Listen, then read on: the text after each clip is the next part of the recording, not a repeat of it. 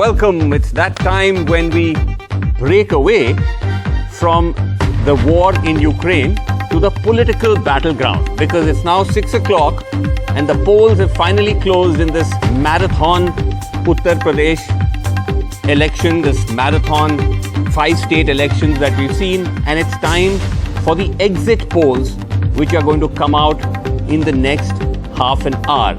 And as always, NDTV doesn't do exit polls, but we will be doing a poll of exit polls. So rather than you having to switch all these different channels, you can just come to NDTV, and it's like a kind of 5-in-1 deal. And to take us... That's our USP. That's our USP as always. And to take us through this over the next couple of hours, this is our triple engine. So just like the double engine, we have the triple engine. Nidhi Razdan is here, of course. And my friend Sanket Upadhyay, who has been in Uttar Pradesh so long that I wonder if he'll be even allowed to come home. And he will tell us ki UP mein Kaaba. Sanket Babu. Why not? Why not?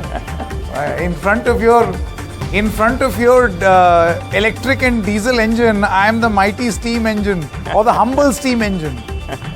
Well, there is chugging so slowly, much, 8,000 kilometers done. so much to talk about in the next couple of hours, because I mean, obviously, Vasu, this is an election like so many assembly elections in the recent past where the impact is going to be seen nationally. Yeah. What does it mean for the Modi Sarkar? Is it a referendum on the centre? What does it mean for the future of Yogi Adityanath? We're talking about UP here, the future of AAP, the way opposition politics is going to shape up. That's another crucial thing before 2024. But let me just get first a sense, both from you and Sanket, and just Sanket from you first. I mean, you've seen all these phases of electioneering in UP. Sanket, I mean, I'm not going to ask you who you think is going to win, ask him. but I'll ask you that a little later. So think about that carefully. Don't worry, I won't answer it also. But You can WhatsApp us. WhatsApp. But would you say that the wisdom seems to be these days, the WhatsApp wisdom, is that it's a close fight? Is that the sense you're getting to? Well, based on my 1 month of travel and these little notes, if you want, I can reveal them one by one. It's going to take about an hour for me to read from these, but maybe what we can do is slowly talk about each and every aspect. I just feel that the one dominating thing that one could observe this time around was that this effort that the BJP made and put a considerable amount of might behind and was fairly successful in many elections, of making every election about Modi, every election about some centralized theme, has not worked in the biggest political laboratory of Uttar Pradesh. I think that's the most important message in this election as far as I am concerned. It's the classic definition of an assembly election, the local issues that have dominated the headlines, the local issues that have been the most important in this UP election. You go anywhere, Vasu was also in the eastern parts where we were extensively touring the west and the central Awadh zones, and I'm sure his assessment too will be that unemployment surprisingly was a big issue on the ground. Yeah, the mighty bull was a big issue on the ground. And this is something which is unheard of. Because you know so much about the Hindutva pitch. So was it really this time about jobs and like basic issues? It's very interesting that question you asked, Sanket, that the general perception has been that this election, when it started off the campaign, it was going to be a BJP sweep. And if you remember, all the opinion polls that came out at the early part of the campaign before the model code was announced were predicting a comfortable majority for the BJP. It's only now towards the last phase that we've started to hear that the race has narrowed. You hear phrases like "Kaante ki takkar," "election atak gaya hai," similar to what we're hearing in the other states. Punjab, they say it's likely to be a close fight. Uttarakhand, close fight. Manipur, close fight. Goa. UP, we never heard that. Now we've started. But as Sanket says, this can be somewhat misleading because, Nidhi, what we're seeing is a kind of shift in how elections are fought and what people tell you when you cover them in this Modi era. That is, you hear a lot of, and Sanket would have heard this also, you hear a lot of discontent. You hear people grumbling about unemployment, about mehengai, about gas cylinder, about stray cattle, right? That doesn't necessarily translate into a vote against the BJP. Something which is unusual. I agree. Normally, anger against the government, anger against the ruling regime means that when you say, then who will you vote for? I'll still end up voting for the BJP. So why? Is that because Hindutva is a binding factor? So, I mean, again, Sanket, come on this, but I see it as a combination of many factors. One of the factors, of course, is, as you mentioned, many factors. The Hindutva consolidation, that's definitely one of the factors. The Prime Minister's own charisma, right? He somehow seems to override all these localized concerns. That's one. Third, the opposition doesn't seem to have a clear, focused message. Akhilesh has done a reasonably good campaign, but it's not that kind of campaign that you need to take on the force like the BJP. In fact, so multiple reasons why popular discontent may not necessarily translate into electoral outcomes. Yeah. Okay. Well, Sanket, just to get you in on that before we go to our panelists as well. I mean, you said you agreed largely with Vasu's assessment after travelling in parts of Uttar Pradesh. What do you think the reasons are then for people to not have this overwhelming resentment, possibly, against the ruling party? No, I'll tell you. When Vasu says that discontent may not translate into votes, that's a correct assessment, because you know, voters in UP have become extremely clever. You turn on the camera, they will say another thing. You switch it off and talk to them, they'll say another thing. And this is a huge problem, because even though the issues being discussed were local in nature, the response that you got even from people, and you know, we did not have to work very hard in maintaining some sort of balance. You thrust the mic anywhere on the street, you will find 5 people who will be opposed to the policies of this government, and then suddenly 3 people who will come in a defense of the government and will say the exact identical same thing from the west to the central to the east. So I think in setting the narrative in at least one stream of thought, the BJP has been fairly successful in spreading a centralized message, maybe towards the second or the third phase, where when they realize that polarized politics is not working. Something that they tried with hijab, something that they tried with the West, that did not work. It failed, it bombed. And then suddenly the BJP realized, boss, we've got to counter, we've got to have a very, very strong narrative, and we have to make sure it reaches each and every household. And I must tell the both of you that the one narrative that may go against the Samajwadi Party is the narrative of law and order. And that was quickly brought in after the second phase, and it has seeped deep into the villages. Right, this narrative of law and order, that Arajak Tattva will come and rule, and be careful. Correct. But you know, Nidhi, this is not just limited to UP, because let's not forget, we are talking of 5 states here where the BJP is defending governments in 4 of those 5 states. And while UP is high stakes, and they've gone all out to defend UP and create a kind of ring fence around Yogi and create this kind of Yogi Modi double engine, in the other states, they're much more vulnerable, and those states were states for the taking, like Uttarakhand was for the taking.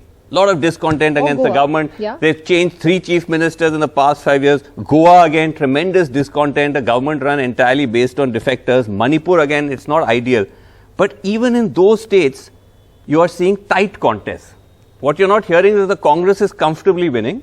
You're hearing tight contests. So goes back to what I said. One-sided narrative. Goes back to what I said, that despite popular discontent, because of a combination of the BJP's electoral might, the Modi factor, a weak opposition, they still are managing to remain in the race. Now, of course, we'll see what the exits say, whether it's going to be any different.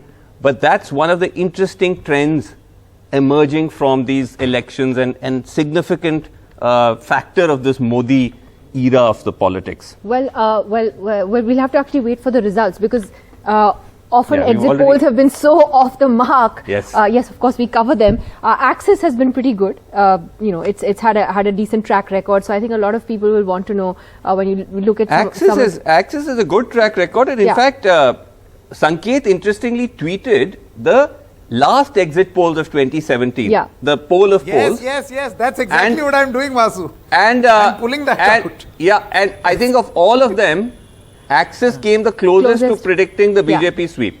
So, yeah, absolutely. But let's get straight into it. Their poll said 251 to 279. Yeah. This is 2017 Axis poll, and they were off the mark, but the closest, because the others were just simply fence-sitters. India News MRC 185 Which is to one BJP, of the reasons ABP why we're not doing exit polls, India and we TV haven't done them for years. Yes, because we do poll of polls. We do News 24, Chanakya 285, Times Now 190. Well, let me go across to our first panelist tonight, Shant Prakash Jadhav, who's the leader of the BJP in Uttar Pradesh. Jadhav ji, thank you for joining us. Oh, in fact, I think we have many other panelists joining us. We will, what a surprise. I will just go across to everyone. Yes. The multiple engine has started. Shant Prakash Jadhav ji, सबसे पहले ये बताइए कि अगर आपको एक आंकड़ा choose करना होता आज कि कितने सीटें आएंगे बीजेपी को, आप बताइए कि आपको कितनी सीटें लगती हैं ऑनेस्टली? मैं जो पीछे हमारा रहा था आंकड़ा, मतलब जितनी सीटें हमने ली थी, मैं उससे ज्यादा की उम्मीद कर रहा हूं। मैं 350 और 325 के बीच में भारतीय जनता पार्टी को सीटें मिलेंगी। 350 पे तो सीधा चल। हाँ, और समाजवादी पार्टी जो 47 जिसको मिली थी पिछली मर्तबा, तब इनके पिता भी इनके साथ थे, राहुल गांधी भी इनके साथ थे, वो 47 से 17 और 20 के बीच में रहेंगे, मैं जहां तक समझता हूँ। अच्छा, ये तो इंटरेस्टिंग बात है, बिकॉज अगर आप देखें तो इवन अमित शाह भी 300 पार नहीं कह रहे, जो शुरू में कहा था। This is one of the things we are talking about, right, that there is a bit of a feeling that the race has narrowed, that earlier thing, अब की बार 300 पार। Even Amit Shah is not quite saying that. Shant Prakash Jatav ji has a different view, but Sagar, हाँ, let's just bring in the others. जी, आप पूरे चुनाव को अगर आप देखते हैं, मिस्टर जाटव, हाँ, जाटव जी, आप मुझे ये बताइए, पूरे कैंपेन में, पूरे पोलिंग में, this is the 7th phase now, और पूरे पोलिंग के हर फेज में there has been a consistent drop of 2% as far as voter turnout is concern, और ये 2% जो बढ़ा था 2017 में, इसका पूरा लाभ आपको मिला। हाउ डू यू रेट ये 350 का फिगर आप कैसे ला रहे हैं? Because you had a remarkable voting share of 39%. इस बार तो 2% ड्रॉप हो गया है। कोई बात नहीं संकेत जी, पिछला चुनाव जो है, पिछला चुनाव हमने उत्तर प्रदेश के अपोजिशन के रूप में लड़ा था। समाजवादी पार्टी उस वक्त रूलिंग थी, उन्होंने, समाजवादी पार्टी ने कांग्रेस के साथ में गठबंधन करके चुनाव लड़ा जी। वो अपना जो भी उनकी उपलब्धियां थी उसके आधार पर उन्होंने वोट मांगा। हमने इस बार चुनाव जो है रूलिंग पार्टी के रूप में लड़ा है। हमने जो काम किए हैं, हम उसके आधार पर इस बार चुनाव में उतरे। आप 8000 किलोमीटर चले, और अच्छा लगा कि डबल इंजन, अभी ट्रिपल इंजन की हम बात कर रहे थे, मगर आप गाड़ी में चले, ट्रेन में नहीं चले, क्योंकि आप ट्रिपल इंजन का मतलब ये भी हो सकता है कि गाड़ी वहीं रुक जाए, बिकॉज़ तीनों इंजन अलग अलग डायरेक्शंस में जा रहे हैं। नहीं, देखिए, आपने उन सभी सुविधाओं का लाभ लिया। अच्छा, हाई टेक आपको इंटरनेट फैसिलिटी मिल रही थी, हाई टेक आपको रोड मिल रहे थे, सब जगह आपको लाइट थी, कहीं पर भी आपको बगैर लाइट के कोई इंटरव्यू नहीं करना पड़ा।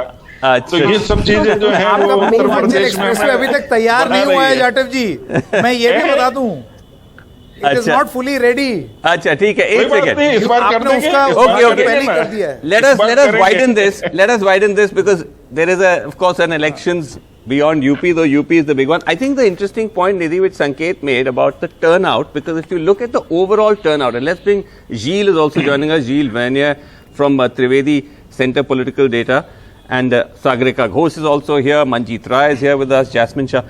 So the thing is that if you look at the turnouts across the states, everywhere it's fallen. So Uttarakhand, these are some of the figures from the EC, perhaps they may revise it later. Uttarakhand down 0.8%, Goa minus 3%, Punjab big drop 6%, which has surprised a lot of people, and UP, it's actually average of first 6 phases is down 0.7%. So it's, as Sanket said, there's no great sense of, you know, a big leher or a uchhal of the turnout. Only Manipur, it's up 1%. Gilles, again, it's very hard to extrapolate from turnout, but what do you make of it? Because the elections receive a lot of hype. You know, look at the amount of hype in Punjab, look at Goa. Turnouts don't quite reflect that. No, that's right. And I mean, there are different ways one can possibly look at it. One possible explanation, at least, you know, for UP, is that this is not an election that has generated a huge amount of enthusiasm, in the sense that you may have voters who have supported a given party in a previous election, are disappointed with the party in power, but may not necessarily go to the extent of, you know, voting for someone else. They would rather stay at home. That being said, in UP, in previous elections, we've always seen that turnout would get lower and lower as far as you would go east. So these are not completely unusual numbers. In Punjab, there's been so much turmoil. One can only imagine that it's left a lot of voters confused about what to do. If Congress voters might be dejected about the prospect of their own party, may not necessarily want to vote for someone else, right. and therefore sorry to interrupt. I just want to quickly cut across to Mr. O.P. Rajbhar, who's joining us, who represents the SBSP party, which is this time in alliance with the Samajwadi Party. It was in alliance with the BJP earlier. Rajbhar जी, सबसे पहले बताइए कि आपके हिसाब से ये चुनाव कैसा गया है? पिछली बार तो आप भारतीय जनता पार्टी के साथ थे, इस बार आप अखिलेश यादव के साथ गए हैं, तो क्या लहर वाकई सपा की तरफ जा रही है? 100% लहर समाजवादी पार्टी की है, गठबंधन की है। उत्तर प्रदेश में पूर्ण बहुमत की सरकार बनने जा रही है। 10 मार्च को आप देखिएगा कि जो ओम प्रकाश राजभर कह रहा है वो आपके टीवी पे स्क्रीन पर वो सही आएगा, और तारीख तय करना है माननीय अखिलेश यादव जी को कब शपथ लेंगे। हम लोगों ने जो माहौल उधर हमारे भाई जयंत चौधरी जी से लेकर के, कृष्णा पटेल से लेकर, संजय चौहान से लेकर, प्रेमचंद प्रजापति से लेकर के, रामसागर बिंद से लेकर के, और इधर हम सब लोग मिल करके और समाजवादी पार्टी सभी साथी मिल करके हम लोगों ने उत्तर प्रदेश में जो माहौल पैदा किया, जातिवार जनगणना हम 6 महीने में कराने का, 300 यूनिट बिजली फ्री देने का, हम लोगों ने गरीबों का इलाज फ्री करने का, हम लोगों ने जो आवारा पशु से छुटकारा किसानों को और आम आदमी को दिलाने की बात जो जनता के बीच में कहा, एक समान अनिवार्य और फ्री शिक्षा की बात किया, तो ये बातें जनता को बहुत पसंद आई और जनता इस मुद्दे पर वोट गठबंधन को मजबूती से देने के लिए मन बना चुका है। अच्छा ठीक, संकेत मेरे सहयोगी सवाल पूछ रहे हैं। हाँ नहीं राजभर जी, मैं संकेत उपाध्याय हूं। मैं आपसे सवाल ये पूछना चाहता हूं कि देखिए, आप अपने जहूराबाद में खुद आपने कोई बहुत ज्यादा कैंपेनिंग नहीं की, एक ये आकलन कर लेना कि इस बार नॉन यादव ओबीसी जो है वो समाजवादी पार्टी के गठबंधन के साथ होगा, आपको नहीं लगता है ये थोड़ा प्रिजम्पचुअस है? आपने मान के बैठे हैं कि ऐसा होगा, क्योंकि भारतीय जनता पार्टी का ये मानना है कि ऐसा कुछ नहीं होने वाला। जातीय समीकरण भले ही आप बनाने की कोशिश कर रहे हो, लेकिन वो बनेगा नहीं। देखिए, ये तो भारतीय जनता पार्टी को नागपुर में ट्रेनिंग दी जाती है झूठ बोलने की। ये लोग दिल्ली भी गए थे, दिल्ली 2/3 जीत रहे थे ना, क्या असर हुआ इनका? ये गए थे बंगाल भी 2/3 जीत रहे थे, क्या असर हुआ? ये आई यूपी में इतना विकास किए कि थूक लगा के पर्चा बांट रहे थे डोर टू डोर। हमारे गृह मंत्री जी, इन्होंने विकास इतना किया कि हमारे देश के प्रधानमंत्री जिलेवार जाकर के वोट की भीख मांग रहे थे। इन्होंने इतना विकास किया कि इनके लोग जो है, अभी मैंने रात को देखा कि इनके लोग इस स्तर पर उतर गए कि दारू और पैसा मुर्गा बांट रहे थे। इस स्तर पर उतर करके वोट लेने की तैयारी के लिए मेरा सवाल दूसरा है राजभर जी, आपको ये भरोसा क्यों है कि जातीय समीकरण समाजवादी पार्टी के गठबंधन के हित में फैसला देगा? देखिए, 12 से 22% है मुसलमान और यादवों को, और ओबीसी में भी यादवों को बढ़ावा देने की। नहीं, देखिए, पूर्वांचल में अकेले 12 से 22% वोट अकेले ओम प्रकाश राजभर का है, जो 90-95% भारतीय समाज पार्टी के साथ खड़ा है और वो गठबंधन के साथ खड़ा है। और इतना ही नहीं, जो मैंने इस्तीफा दिया मंत्रिमंडल से, जो इस्तीफा दिया, तो हमारे वंचित, पिछड़े, दलित, अल्पसंख्यक और सामान्य वर्ग में भी इस बात की चर्चा हुई कि भाई एक नेता है जो सत्ता का लालची नहीं है, अपने हक के लिए, अपने मुद्दों के लिए सरकार से इस्तीफा देकर के चला है। ये भी राजभर जी, अच्छा ये बताइए, एक तो आपने कह दिया कि सरकार बस उनको तय करना है अखिलेश यादव को स्वेरिंग इन कब होगा, आपने तय कर लिया कौन सी आपको मिनिस्ट्री चाहिए, या वो भी उस पे नहीं, मैंने ये तय किया है कि सरकार बनाकर हम सरकार में शामिल होंगे। अच्छा, लास्ट ये बताइए, लेना माननीय अखिलेश यादव जी का है। अच्छा ठीक है, अभी मिनिस्ट्री पोर्टफोलियो एलोकेशन नहीं, बट ये बताइए कि जो लॉ एंड ऑर्डर की जो बात होती है कि जो सपा के वक्त गुंडा राज, ये सारा जो माफिया राज, ये सब जो बीजेपी कहती है हमने बंद कर दिया, उन पे बुलडोजर चला दिया, ये जैसे हम भी यूपी में घूमे, संकेत भी घूम रहे हैं, ये कई लोगों ने कहा कि ये एक उनके माइंड में फैक्टर है। कहीं ना कहीं आप नहीं मानते कि ये इसको लेकर आपका कहीं जो आपका जो इतना बड़ा कारवां जिसको आपने बताया वो कहीं अटक ना जाए? नहीं, देखिए, एक दिमाग में लोगों को ये भी बैठा है कि योगी जी का बुलडोजर, योगी जी का अनुशासन, योगी जी का लॉ एंड ऑर्डर ब्राह्मण के ऊपर चला, बैकवर्ड के ऊपर चला, शेड्यूल कास्ट के ऊपर चला, माइनॉरिटी के ऊपर चला, लेकिन ठाकुर के ऊपर नहीं चला। 106 मुकदमे ब्रिजेश सिंह के ऊपर, धनंजय सिंह के ऊपर 25,000 का इनामी 10 महीने से घूम रहा है, वहां बुलडोजर नहीं जाएगा।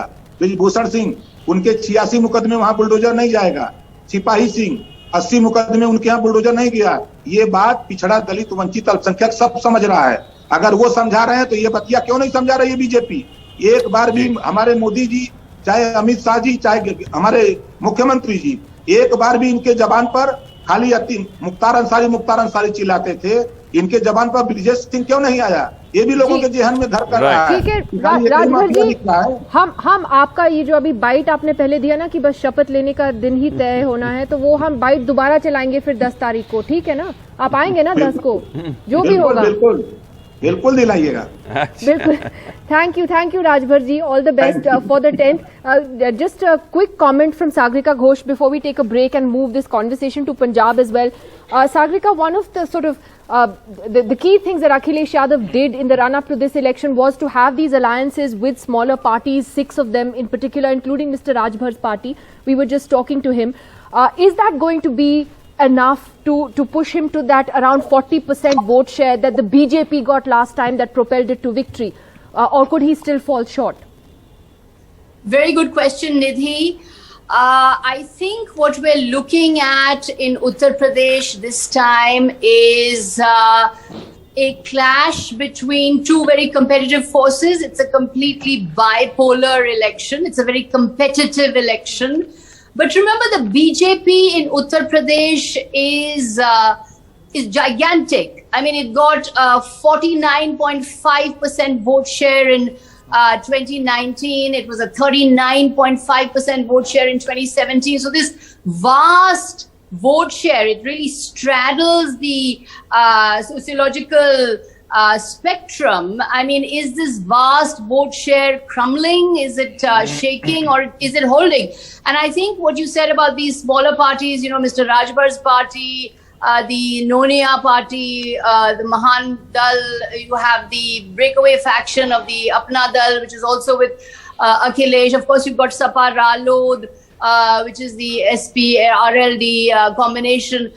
You know, so all these parties have joined Akhilesh, and the feeling is that this election is about the non-Yadav OBC vote. This vote, which is not with the Samajwadi Party, which is central to the BJP. The non-Yadav OBCs have propelled the BJP to these massive majorities in Uttar Pradesh. And can Akhilesh Yadav get these non-Yadav OBCs to his side by getting these leaders on his side? That really remains to be seen, Nidhi, because, you know, have the people gone where the leaders have followed? I mean, you know, you have someone like a Swami Prasad Maurya who's joined Akhilesh Yadav, but he was earlier with the BSP, then he joined the BJP, now he's with the SP.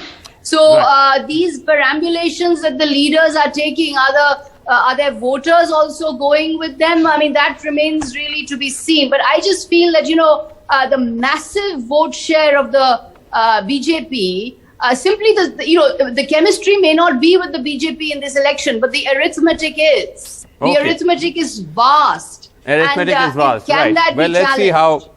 let's see how that plays itself out. We'll have to take a short break at this point, and then we come back and get more into it. Punjab.